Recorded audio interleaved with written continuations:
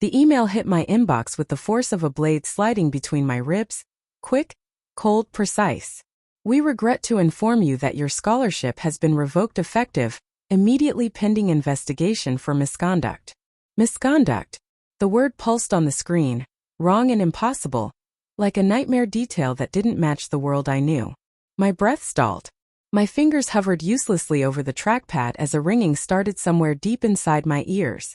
I reread the message. Once, twice, a third time.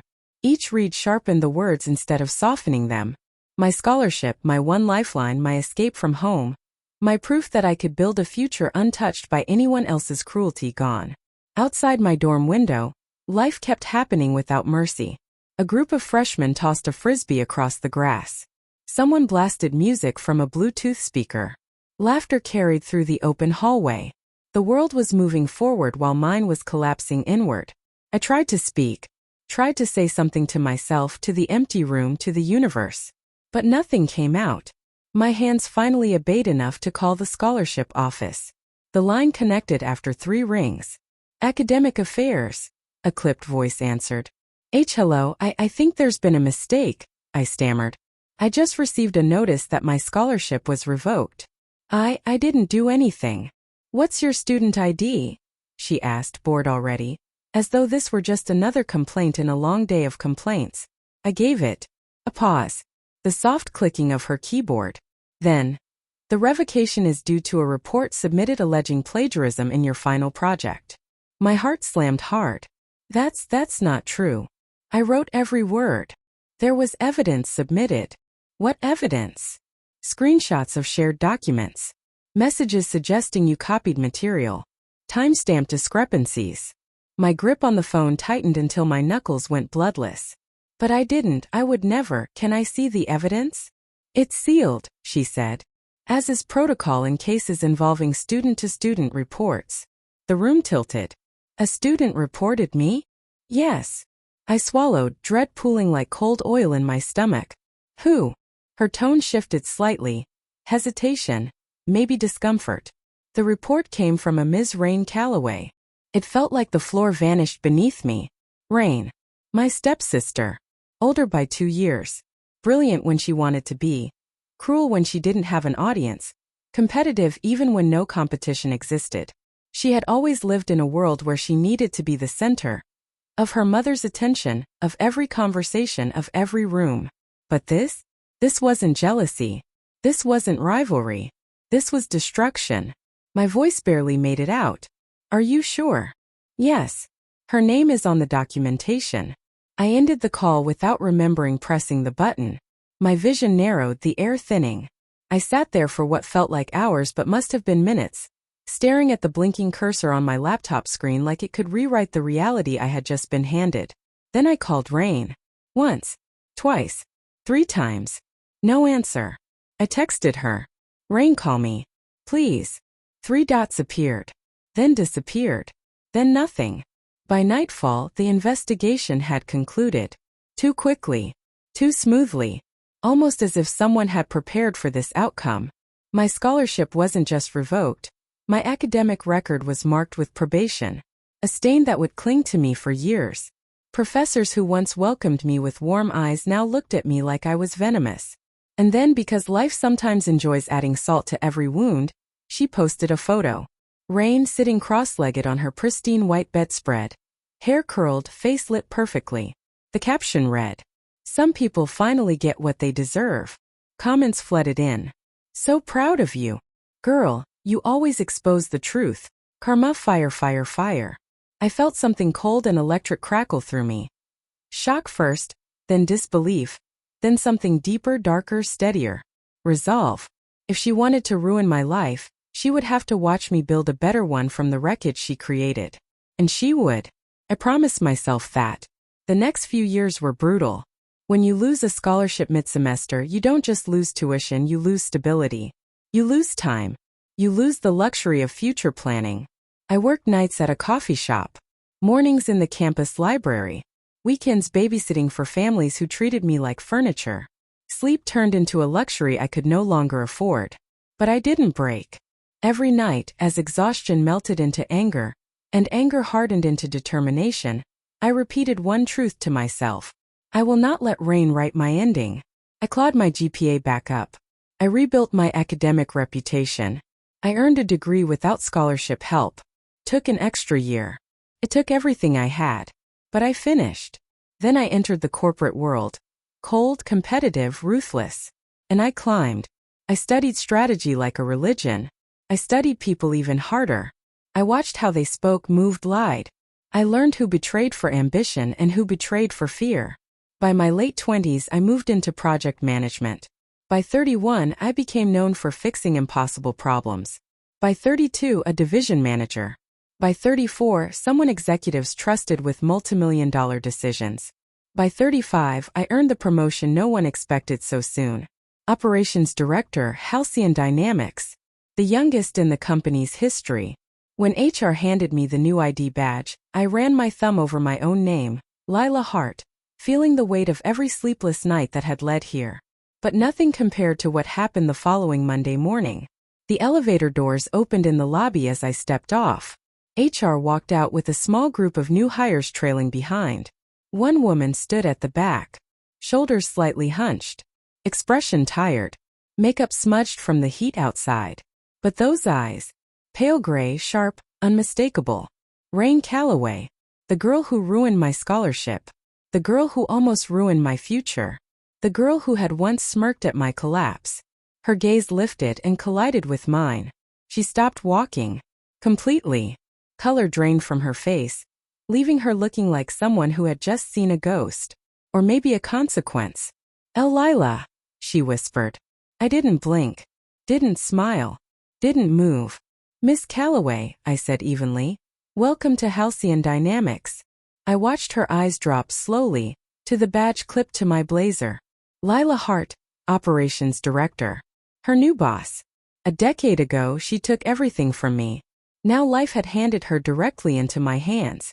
Not by force. Not by vengeance. By fate. And the quiet, steady burn inside me whispered, this is only the beginning. I didn't look at Sabrina as I walked to the front of the boardroom. I didn't have to. Her terror pressed against my back like heat from an open flame. The executives watched me with a mixture of curiosity and anticipation, unaware that the quiet young woman with the calm voice was carrying a blade made of memory. I'll keep this brief, I said, clicking the remote. Slide 1. Sabrina Hawthorne, Regional Manager Performance Summary. But instead of the polished chart she expected, something else appeared. A series of emails lined chronologically. Her emails. Her complaints. Her lies. Sent under her burner address. The one she used in high school. The room shifted instantly, restless breaths, tightening shoulders, a few murmured surprise reactions. Sabrina's hand flew to her mouth. I kept my voice steady. The company received a series of anonymous misconduct reports about multiple employees in this region. After cross-checking metadata, timestamps, and account origins, we discovered all reports originated from a single individual. Another slide. Her signature. Her spelling quirks. Even her phrases, the same one she used in my scholarship letter. What are you doing? Sabrina whispered, barely audible. I looked straight into her eyes for the first time. Finishing what you started. A flicker of something, guilt? Fear? Recognition? Passed through her but quickly drowned in outrage. That was years ago. You can't. You don't understand. But I didn't let her finish. Every department you undermined, I said softly. Every person whose advancement you quietly cut off, every manipulated evaluation, it's all documented. I didn't touch your files. I only organized what you left behind. I clicked again. The screen filled with an HR audit trail. Then employee testimonies. Then performance inconsistencies. None of it fabricated. All of it traced back to her. Sabrina turned on them, desperate. She's lying. She's doing this for revenge. You don't know her. She's obsessed with. My father's name wasn't spoken, but it hung thickly between us. One of our senior directors leaned forward. Miss Hawthorne, do you deny authoring these messages? Sabrina's mouth opened again. I was trying to protect the company, she stammered. Some of these people were threatening our culture. Someone laughed softly under their breath. Not cruelly, just disbelievingly. She heard it. She snapped. You think she's some innocent, wounded little victim? You think she didn't deserve to lose that scholarship? She was always pretending. Always acting like she was better than everyone. I watched her unravel thread by thread. It wasn't fair, she spit, voice cracking. I was working twice as hard and she had everything handed to her. Dad looked at her like she was the golden child. There it was. The confession she never meant to say aloud. Her hatred hadn't been born from competition. It had been born from envy. A broken, bitter envy that grew like rust under her skin. The room went silent. She realized too late what she'd admitted. The senior director exhaled and closed his folder. Effective immediately. You're suspended pending a full investigation. Security will escort you to collect your things. No, Sabrina whispered. 2 security officers approached. No, she repeated louder. You can't do this. You can't let her do this to me.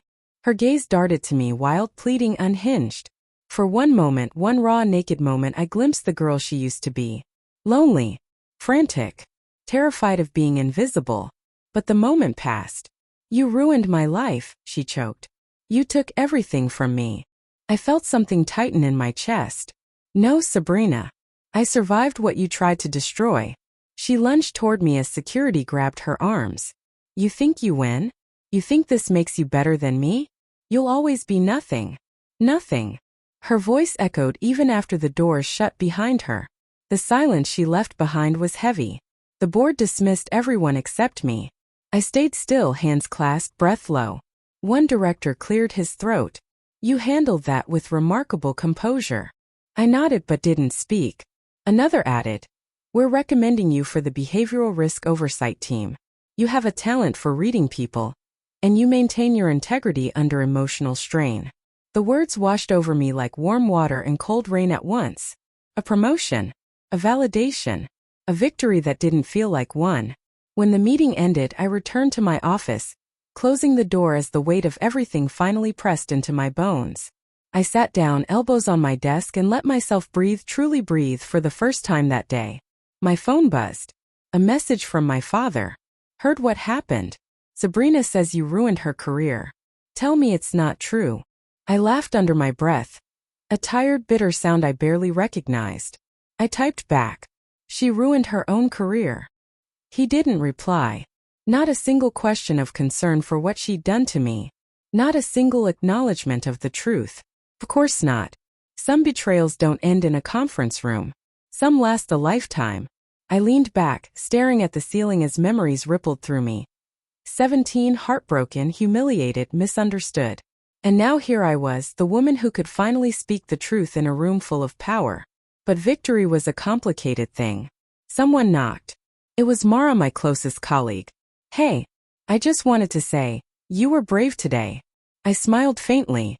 It didn't feel brave. That's the thing about bravery, she said gently. You don't feel it while you're doing it.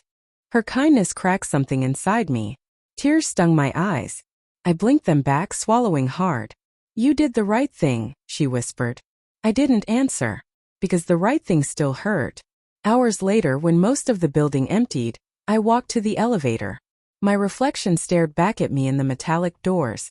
A woman older, steadier, but carrying old scars that no promotion could erase. When the doors opened to the lobby, I saw Sabrina outside through the glass. She was sitting on the curb, arms around her knees, mascara streaking down her face. Her hair was frizzed from crying. Her purse had spilled open beside her.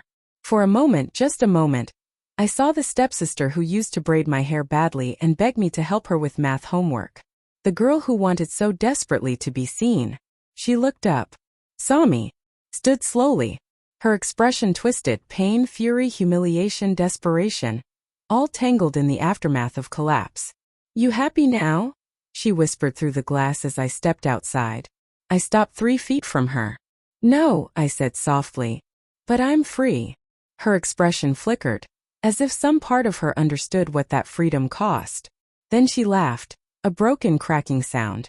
You think freedom lasts? You think you'll get away with this? Dad will never forgive you. A familiar ache tightened my throat, but my voice didn't tremble. I'm not looking for his forgiveness. She went silent. Because she knew the truth. I no longer needed anything from him. Not his approval. Not his affection. Not his validation. She watched me walk away as headlights from passing cars spilled over her. I didn't look back. The automatic doors opened with a hiss, swallowing the sound of her ragged breathing behind me. Inside my car, the night felt strangely quiet. Not peaceful but raw, like the air after a storm when branches still drip and lightning hums faintly in the distance. My hands rested on the steering wheel. I expected triumph. Instead I felt hollow, relieved, burdened, human. Justice had a taste, sharp, metallic, complicated. Not sweet. But for the first time since I was 17, the weight on my chest felt lighter. I started the engine. As I pulled out of the lot, I whispered to myself, now it's over.